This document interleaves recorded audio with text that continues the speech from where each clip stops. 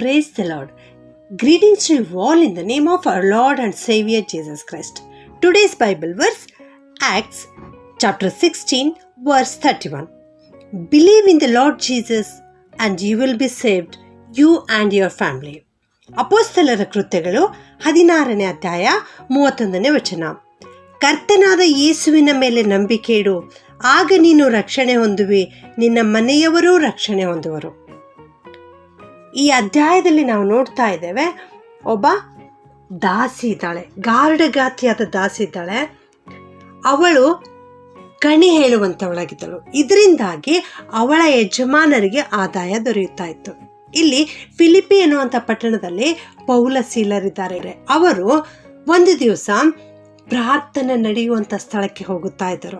ಆ ಸ್ಥಳಕ್ಕೆ ಅವರು ಹೋಗುತ್ತಿರುವಂಥ ಸಂದರ್ಭದಲ್ಲಿ ಈ ದಾಸಿ ಈ ಮನುಷ್ಯರನ್ನು ನೋಡಿ, ಇವರು ಪರಾತ್ಪರನಾದ ದೇವರ ದಾಸರು, ಇವರು ನಿಮಗೆ ರಕ್ಷಣೆಯ ಮಾರ್ಗವನ್ನು ಸಾರುತ್ತಾರೆ ಎಂಬುದಾಗಿ ಕೂಗ್ತಾ ಇದ್ದಳು. ಹೀಗೆ ಒಂದು ದಿವಸ ಎರಡು ದಿವಸ ಅಲ್ಲ, ಅನೇಕ ದಿವಸಗಳವರೆಗೆ ಆಕೆ ಇವರು ಹೋಗುತ್ತಿರುವುದನ್ನು ಕಂಡಾಗಲೆಲ್ಲ ಆಕೆ ಕೂಗುತ್ತಾ ಇದ್ದಳು. ಒಂದು ಸಾರಿ ಪೌಲನ ಏನು ಮಾಡ್ತಾನೆ, ಬಹಳವಾಗಿ ಬೇಸರಗೊಂಡು ಹಿಂತಿರುಗಿ ಆಕೆಯನ್ನು ನೋಡಿ ಆಕೆಯಲ್ಲಿರ್ತಕ್ಕಂಥ ಆ ದುರಾತ್ಮಕ್ಕೆ, ಆ ದೆವ್ವಕ್ಕೆ ಯೇಸುವಿನ ಹೆಸರಿನಲ್ಲಿ ಅಪ್ಪಣೆ ಕೊಡ್ತಾನೆ, ನೀನು ಇವಳನ್ನು ಬಿಟ್ಟು ಹೋಗು ಎಂಬುದಾಗಿ. ಅದೇ ಗಳಿಗೆಯಲ್ಲಿ ಆ ದೆವ್ವ ಆಕೆಯನ್ನು ಬಿಟ್ಟು ಹೋಯಿತು. ಆಕೆ ಸಾಮಾನ್ಯವಾದ ಒಬ್ಬ ಹೆಣ್ಣು ಮಗಳಾದಳು. ಆಕೆ ಕಣಿ ಹೇಳುವುದನ್ನು ಬಿಟ್ಟಿರುವುದರಿಂದ ಆಕೆ ಯಜಮಾನರಿಗೆ ಆದಾಯ ದೊರೆಯುವುದು ನಿಂತು ಹೋಯಿತು. ಆದ್ದರಿಂದಾಗಿ ಅವರು ಈ ಪೌಲ ಸೀಲರ ಮೇಲೆ ಸುಳ್ಳು ಅಪವಾದವನ್ನು ಹೊರಿಸ್ತಾರೆ. ಅವರನ್ನು ಅಧಿಕಾರಿಗಳ ಹತ್ತಿರ ಕರೆದುಕೊಂಡು ಬರ್ತಾರೆ. ಅವರ ಬಟ್ಟೆಯನ್ನು ತೆಗೆದಾಕಿ ಅವರಿಗೆ ಚೆಡಿಗಳಿಂದ ಹೊಡಿಸುತ್ತಾರೆ. ಮತ್ತು ಅಷ್ಟು ಮಾತ್ರಕ್ಕೆ ಬಿಟ್ಟು ಬಿಡದೆ ಅವರನ್ನು ಫಿಲಿಪಿ ಪಟ್ಟಣದಲ್ಲಿ ಸೆರೆಮನೆಯಲ್ಲಿ ಹಾಕುತ್ತಾರೆ. ಆ ಒಂದು ಸಂದರ್ಭದಲ್ಲಿ ಸೆರೆಮನೆಯಲ್ಲಿರುವಾಗ ಮಧ್ಯರಾತ್ರಿಯಲ್ಲಿ ಇವರು ಸ್ತುತಿ ಪದಗಳನ್ನು ಹಾಡಿದರು, ದೇವರಿಗೆ ಪ್ರಾರ್ಥನೆ ಮಾಡಿದರು. ಆ ಕ್ಷಣದಲ್ಲಿ ಏನಾಯ್ತಂದರೆ ಅಕಸ್ಮಾತ್ತಾಗಿ ಭೂಕಂಪವಾಯಿತು. ಕದಗಳೆಲ್ಲ ತೆರೆಯಲ್ಪಟ್ಟವು, ಅಸ್ಥಿವಾರಗಳೆಲ್ಲ ಕದಲಿದವು. ಆ ಒಂದು ಸಂದರ್ಭದಲ್ಲಿ ಆ ಸೆರೆಮನೆಯ ಯಜಮಾನನು ಮಲಗಿ ನಿದ್ರೆ ಮಾಡ್ತಾ ಇದ್ದನು. ನಿದ್ದೆಯಿಂದ ಎಚ್ಚೆತ್ತ ತಕ್ಷಣದಲ್ಲಿ ಅವನು ನೋಡ್ತಾನೆ, ಬಾಗಿಲುಗಳೆಲ್ಲ ತೆರೆದಿವೆ, ಸೆರೆಮನೆಯಲ್ಲಿರ್ತಕ್ಕಂಥವ್ರು ಓಡಿ ಹೋಗಿರಬಹುದು, ಇನ್ನೇನು ನನಗೆ ಅಪಾಯವಿದೆ, ನನ್ನ ಜೀವಕ್ಕೆ ಅಪಾಯ, ನನ್ನ ಉದ್ಯೋಗಕ್ಕೆ ಅಪಾಯ, ನಾನು ಉದ್ಯೋಗವಿಲ್ಲದವನಾಗುತ್ತೇನಲ್ಲ ಎಂಬುದಾಗಿ ಅನೇಕ ವಿಧವಾಗಿ ಅವನು ಯೋಚನೆ ಮಾಡಿ ಆತ್ಮಹತ್ಯೆ ಮಾಡಿಕೊಳ್ಳಬೇಕೆಂದಿದ್ದನು.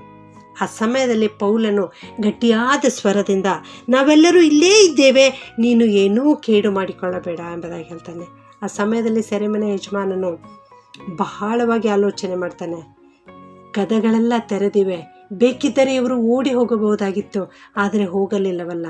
ಇವರು ಒಳ್ಳೆಯ ಮನುಷ್ಯರೇ ಇದ್ದಾರೆ, ಇವರು ಕರ್ತನಾದ ಯೇಸುವಿನ ಕುರಿತು ಹೇಳ್ತಾರಲ್ಲ, ಇವರು ರಕ್ಷಣೆ ಕುರಿತು ಹೇಳ್ತಾರಲ್ಲ, ನಾನು ಕೂಡ ರಕ್ಷಣೆ ಹೊಂದಬೇಕೆಂಬುದಾಗಿ ಯೋಚನೆ ಮಾಡಿ, ನಾನು ರಕ್ಷಣೆ ಹೊಂದುವುದಕ್ಕೆ ಏನು ಮಾಡಬೇಕು ಎಂಬುದಾಗಿ ಅವರಿಗೆ ಕೇಳುತ್ತಾನೆ. ಆ ಸಮಯದಲ್ಲಿ ಪೌಲನು ಆ ಸೆರೆಮನೆ ಯಜಮಾನಿಗೆ ಈ ರೀತಿ ಹೇಳ್ತಾನೆ, ಈ ಮೇಲಿನ ವಾಕ್ಯವನ್ನು, ನೀನು ಕರ್ತನಾದ ಯೇಸುವಿನ ಮೇಲೆ ನಂಬಿಕೆ ಇಡು, ಆಗ ನೀನು ರಕ್ಷಣೆ ಹೊಂದುವಿ, ನೀನು ಮಾತ್ರವಲ್ಲದೆ ನಿನ್ನ ಮನೆಯವರೂ ಕೂಡ ರಕ್ಷಣೆ ಹೊಂದುವರೆಂಬುದಾಗಿ ಹೇಳಿದಾಗ ಅದೇ ರಾತ್ರಿಯಲ್ಲಿ ಅವನು, ನಾಳೆಯವರೆಗೆ ಕಾದಿಲ್ಲ ಪ್ರಿಯರೇ, ಅದೇ ರಾತ್ರಿಯಲ್ಲಿ ಅವನು ತನ್ನ ಮನೆಯವರೆಲ್ಲರ ಸಹಿತವಾಗಿ, ತನ್ನವರೆಲ್ಲರ ಸಹಿತವಾಗಿ ಎಂಬುದಾಗಿ ಸತ್ಯವೇದ ನಮಗೆ ಸ್ಪಷ್ಟವಾಗಿ ತಿಳಿಸುತ್ತದೆ, ತನ್ನವರೆಲ್ಲರ ಸಹಿತವಾಗಿ ಆತನು ದೀಕ್ಷಾ ಸ್ನಾನ ಮಾಡಿಸಿಕೊಂಡನು ಎಂಬುದಾಗಿ. ಹೌದು, ಪೌಲ ಸೀಲರಾಗೆ ನಿಮ್ಮ ಜೀವಿತದಲ್ಲಿಯೂ ಕೂಡ ಅನೇಕ ಕಷ್ಟ ನಷ್ಟಗಳು ಬರಬಹುದು. ಅನೇಕರು ಸುಳ್ಳಾಗಿ ಅಪವಾದವನ್ನು ನಿಮ್ಮ ಮೇಲೆ ಹೊರಿಸ್ತಾ ಇರಬಹುದು. ಅವರು ತಮ್ಮ ಮೇಲೆ ಸುಳ್ಳು ಅಪವಾದ ಹೊರಿಸಿದಾಗ, ಸೆರೆಮನೆಯಲ್ಲಿ ಹಾಕಿದಾಗ ಅವರು ಏನು ಮಾಡಿದರು ಪ್ರಿಯರೇ? ಅವರು ಪ್ರಾರ್ಥನೆ ಮಾಡಿದರು, ಸ್ತುತಿ ಪದಗಳನ್ನು ಹಾಡಿದರು. ಹಾಗೆಯೇ ನಿಮ್ಮ ಜೀವಿತದಲ್ಲಿಯೂ ಕೂಡ ಕಷ್ಟಗಳು ಬರುವಾಗ ನೀವು ದೇವರಿಗೆ ಪ್ರಾರ್ಥನೆ ಮಾಡುವಂಥವರಾಗಿರ್ರಿ, ನಮ್ಮ ಕರ್ತನನ್ನು ನೀವು ಸ್ತುತಿಸುವಂಥವರಾಗಿರ್ರಿ. ರಾಗಗಳ ಮೂಲಕವಾಗಿ, ದೇವರ ವಾಕ್ಯಗಳ ಮೂಲಕವಾಗಿ, ಆತನ ವಾಗ್ದಾನದ ವಾಕ್ಯಗಳ ಮೂಲಕವಾಗಿ ನೀವು ಆತನನ್ನು ಹಾಡಿ ಕೊಂಡಾಡುವಾಗ ಕರ್ತನು ಖಂಡಿತವಾಗಿಯೂ ನಿಮ್ಮ ಹತ್ತಿರ ಬಂದು ನಿಮ್ಮ ಜೀವಿತದಲ್ಲಿ ಅದ್ಭುತವನ್ನು ಮಾಡುತ್ತಾರೆ. ಆದುದರಿಂದ ನನ್ನ ಪ್ರಿಯ ದೇವಜನರೇ, ನಾವು ಕೂಡ ಆ ಸೆರೆಮನೆ ಯಜಮಾನಂತೆ ಕರ್ತನಾದ ಯೇಸುವಿನ ಮೇಲೆ ನಂಬಿಕೆ ಇಡೋಣ. ಆಗ ನಾವೆಲ್ಲರೂ ರಕ್ಷಣೆ ಹೊಂದಲಿಕ್ಕೆ ಸಾಧ್ಯವಾಗುತ್ತದೆ. ಪ್ರಾರ್ಥನೆ ಮಾಡಿಕೊಳ್ಳೋಣ. ಪ್ರೀತಿಯ ಪರಲೋಕದ ತಂದೆಯಾದ ದೇವರೇ, ನಿಮಗೆ ಸ್ತೋತ್ರ ಉಂಟಾಗಲಿ ಸ್ವಾಮಿ. ನೀವು ನಮ್ಮ ಜೀವಿತದಲ್ಲಿ ಮಾಡಿರುವ ಆಶೀರ್ವಾದಗಳಿಗಾಗಿ ಸ್ತೋತ್ರಪ್ಪ.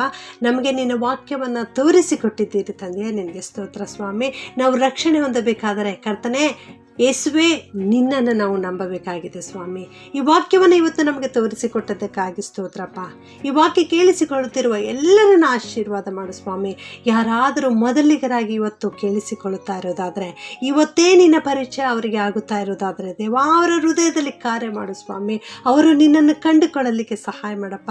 ನೀನೇ ರಾಜಾದಿರಾಜನು, ನೀನೇ ಪರಾತ್ಪರನಾದ ದೇವರು ಎಂಬುದಾಗಿ ತಿಳಿದುಕೊಂಡು ಸ್ವಾಮಿ ನಿನ್ನ ಕಡೆಗೆ ತಿರುಗಲಿಕ್ಕೆ ಕರ್ತನೇ, ನಿನ್ನನ್ನು ನಂಬಲಿಕ್ಕಾಗುವಂತೆ, ಯೇಸುವಿನ ಹೆಸರಿನ ಮೇಲೆ ಅವರು ನಂಬಿಕೆ ಇಡಲಿಕ್ಕಾಗುವಂತೆ ಕೃಪೆಯನ್ನು ಅನುಗ್ರಹಿಸು ಕರ್ತನೆ. ನಾವೆಲ್ಲರೂ ನಿನ್ನ ಕಡೆಗೆ ತಿರುಗಿಕೊಂಡು ರಕ್ಷಣೆಯ ಮಾರ್ಗದಲ್ಲಿ ನಡೆಯಲಿಕ್ಕೆ ಕೃಪೆ ಮಾಡಿ ನಡೆಸಬೇಕಾಗಿ ಈ ಪ್ರಾರ್ಥನೆಯನ್ನು ಯೇಸುವಿನ ನಾಮದಲ್ಲಿ ಬೇಡುತ್ತೇನೆ ತಂದೆಯೇ, ಆಮೇಲೆ.